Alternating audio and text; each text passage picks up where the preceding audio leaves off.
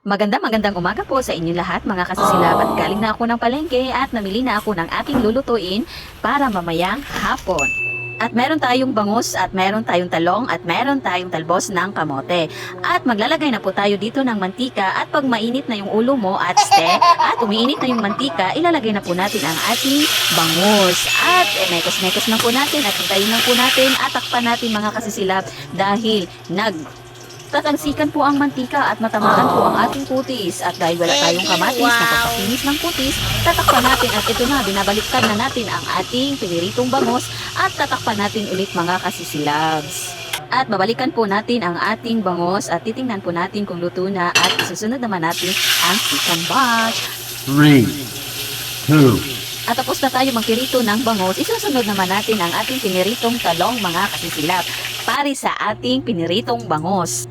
At ito na po ang aking piniritong bangus at piniritong talong mga kasisilab. At buntikan ko na hindi nabidyohan ang luto ni Inday Badiday dahil ang bilis niyang nakamekos-mekos ng sibuyas at bawang. At sinunod naman ni Inday ang shrimp at minikos-mekos lang po ni Inday ng pagka very light. At pagkatapos mekos-mekos ni Inday Badiday, lalagyan natin ng magic sarap. Ang magic sarap ang nagpapasarap ng ating shrimp. At pagkatapos natin maglagay ng magic sarap, isusunod naman natin ang pamintang durog. Katulad ng puso mong durog sa relasyon mo. Charis lang! At isusunod naman ni Inday Badiday ang UFC ketchup ang nagpadagdag ng lasa ng ating sauce ng ating shrimp. At ito na mga kasisilab, luto na ang recipe ni Inday Badiday. Aba, matalino talaga to si Inday Badiday. Meron pa siyang recipe na isa, okra with egg. Ayan po mga kasisilab, super duper masarap ang luto ni Inday na.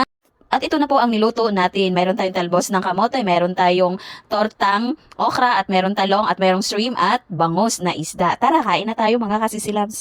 At maraming salamat po sa laging sumusubaybay ng aking mga video at comment lang po kayo kung nagugustuhan nyo ang aking video. At maraming salamat ulit sa hindi pag-skip ng aking ads.